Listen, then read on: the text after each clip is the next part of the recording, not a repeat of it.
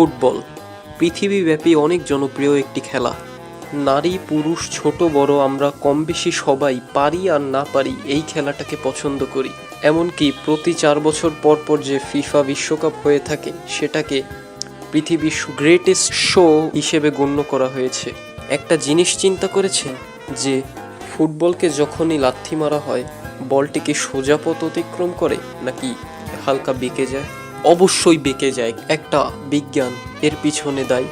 কেন ফুটবলটা তো সোজাও যেতে পারতো, কেন যায় না? আজকে আমরা আলোচনা করব কিভাবে ফুটবল বাঁক খায় এবং কেন বাঁক খায়। তাহলে চলুন শুরু করি। নিউটনের তৃতীয় সূত্র অনুযায়ী প্রতিটি বলেরই একটি সমান এবং বিপরীত প্রতিক্রিয়া বল থাকে। শক্তির সংরক্ষণশীলতা বলতে আমরা জানি যে প্রতিটা শক্তিরই কোনো সৃষ্টি বা ধ্বংস নেই।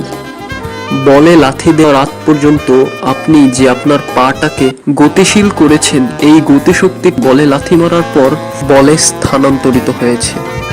বলটিকে যখন লাথি মারা হয় তখন বলটি বাতাসের আনুভূমিকে ঘুরতে থাকে।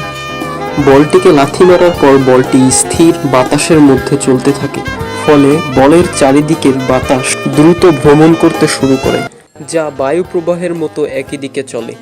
এর ফলে বলের এক পাশের চাপ বেশি হয় এবং আরেক পাশের চাপ কম হয়।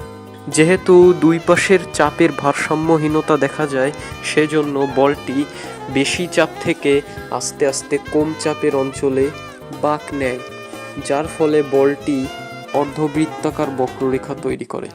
এটিকে ম্যাগনাস ইফেক্ট বলে গণ্য করা হয়। যদি ফুটবলকে ডান দিক থেকে বামে ঘুরিয়ে গোল দিতে হয় তাহলে আপনার ডান পা দিয়ে ডান পায়ের বাঁ সাইড দিয়ে ফুটবলে আঘাত করতে হবে, যার ফলে ফুটবলটি পশ্চিম থেকে পূর্ব দিকে ঘূর্ণায়মান হবে এবং একটি কার্ভ সৃষ্টি হবে, যা প্রথমে ফুটবলটিকে ডান দিকে নিয়ে যাবে, তারপরে বাম দিকে। ট্রিভেলা শট বা ডান পা দিয়ে ফুটবলকে বাম দিক থেকে ডান দিকে ঘুরিয়ে গোল দেওয়ার চেষ্টা করা হয়, তাহলে আপনার পায়ের ডান দিকের অংশ থেকে ফুটবলকে আঘাত করতে হবে। এর ফলে ফুটবলটি পূর্ব থেকে পশ্চিম দিকে ঘূর্ণায়মান হবে, যার ফলে প্রথমে ফুটবলটি বাঁ দিক অগ্রসর হবে, তারপরে আস্তে আস্তে ডান দিকে অগ্রসর হয়ে লক্ষ্যবস্তুতে বা গোলপোস্টে পৌঁছাবে। একইভাবে যখন বাঁ পা দিয়ে আপনি ডান দিক থেকে বাম দিক বক্র করে গোল যাবেন, তখন আপনার বাঁ পায়ের বাঁ দিকের অংশ থেকে ফুটবলকে আঘাত করতে হবে বা ফুটবলের উপর বল প্রয়োগ করতে হবে, যার ফলে ফুটবলটি পশ্চিম থেকে পূর্ব দিকে ঘূর্ণায়মান হবে এবং প্রথমে ফুটবলটি ডান দিকে অগ্রসর হবে, তারপরে ঘূর্ণায়নের জন্য ফুটবলটি বাঁ দিকে ফিরে আসবে এবং লক্ষ্যবস্তুতে পৌঁছাবে। আবার যদি আপনি বাঁ পা দিয়ে ফুটবলকে বাম দিক থেকে ডান দিকে বক্র করে গোল করতে চান, তাহলে আপনার বাম পায়ের ডান পাশের অংশ দিয়ে ফুটবলকে বল প্রয়োগ করতে হবে, যার কারণে ফুটবলটি পূর্ব থেকে পশ্চিম দিকে ঘূর্ণায়মান হবে এবং ফুটবলটি বাঁ দিকে অগ্রসর হবে প্রথমে, তারপরে বাতাসের বিপরীত টানে বা ঘূর্ণায়নের ফলে আবার ডান দিকে ফিরে আসবে এবং লক্ষ্যবস্তুতে পৌঁছাবে। কিন্তু আমরা ক্রিশ্চিয়ানো রোনাল্ডোর কয়েকটা লং ডিস্টেন্স শট থেকে দেখতে পাবো যে ফুটবলটা বাঁক কম খেয়েছে, যার কারণে মনে হচ্ছে যে বলটা সোজাসুজিই আঘাত করেছে গোলপোস্টে। আসলে এক্ষেত্রে বলটা সোজা যায়নি।